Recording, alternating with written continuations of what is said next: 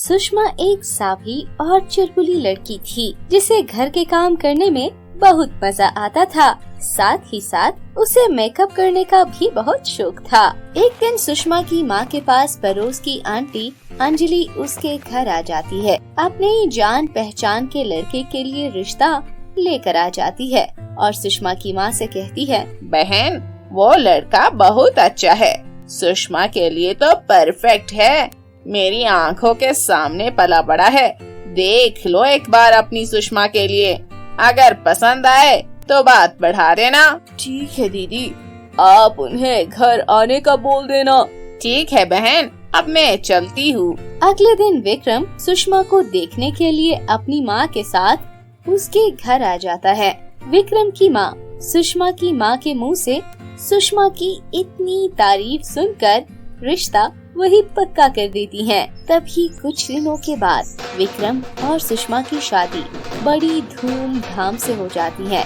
सुषमा अपने ससुराल की जिम्मेदारियां बड़े ही खूब ढंग से संभालती है। ऐसे ही एक दिन सुषमा जब किचन में काम कर रही होती है, तभी वह अपनी सास को बोलती है, माँ जी जरा मुझे इधर आकर ये बताना, वह मैं आपके लिए पकोड़े बना रही थी मगर मुझे तेल नहीं मिल रहा। उसकी सास उसे तेल का बताकर वहाँ से चली जाती है।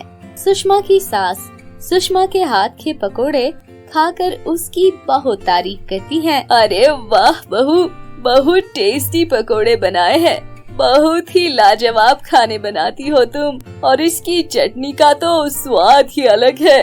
दोनों सास बहू मिलकर बातें कर रही होती हैं। अभी ये दोनों बातें कर रही होती है कि पड़ोस वाली पूजा अपनी बहू पायल के साथ आ जाती है और पूजा सुषमा की सास को पड़ोस में होने वाले कंपटीशन का बताकर उसे चैलेंज कर देती है। सुषमा की सास अपनी पड़ोसन पूजा से बहुत जलती थी, इसलिए देश में आकर उसने चैलेंज एक्सेप्ट कर दिया और अपनी बहू को कंपटीशन में हिस्सा लेने का बोल देती है।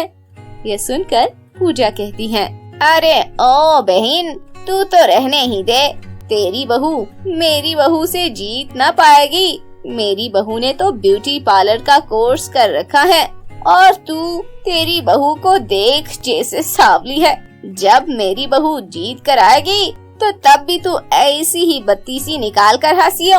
अरे पायल, चल कर प्रतियोगिता में दूध का दूध और पानी का पानी हो जाएगा, तब देखूंगी मैं। हाँ, ये कहकर वे दोनों वहाँ से चली जाती है और यहाँ सुषमा बहुत परेशान हो जाती है। माँ जी, आपने जोश में बोल तो दिया, लेकिन ये कंपटीशन में कैसे जीतूंगी? मेरे पास तो अच्छा वाला मेकअप भी नहीं है। अरे तू चिंता ना कर, मेरे पास एक ऐसी चीज है जिससे तू कंपटीशन जीत जाएगी। तभी सुषमा को वो अपने साथ अपने कमरे में लेकर जाती है और कहती है, देखो बहू, ये जादुई मेकअप किट है। जब मैं शादी करके आई थी तो ये मुझे मिट्टी में डूबा हुआ मिला था। अगर अब मैं इसे लगाऊं तो ये जो तेरी बूढ़ी सास है ना, जवान दिखने लगेगी। अच्छा, तो ये बात है, मैं भी इसे लगाकर देखती हूँ। सुषमा जैसे ही वो मेकअप किट अपने चेहरे पर इस्तेमाल करने लगती है तो वो वैसे ही सुंदर दिखने लग जाती है। यह सब देखकर वे बहुत हैरान हो जाती हैं। तभी उसका पति वहाँ पर आ जाता है और सुषमा को देखकर वह हक्का बक्का रह जाता है। अरे सुषमा, तुम इतनी सुंदर! हाँ, ये तो मम्मी के मेकअप किट का कमाल है। विक्रम सुषमा को देखते ही देखते कमरे से बाहर चला जाता है। विक्रम के वहाँ से चले जाने के बाद दोनों सास बहू बहुत जोर जोर से हंसने लगती है।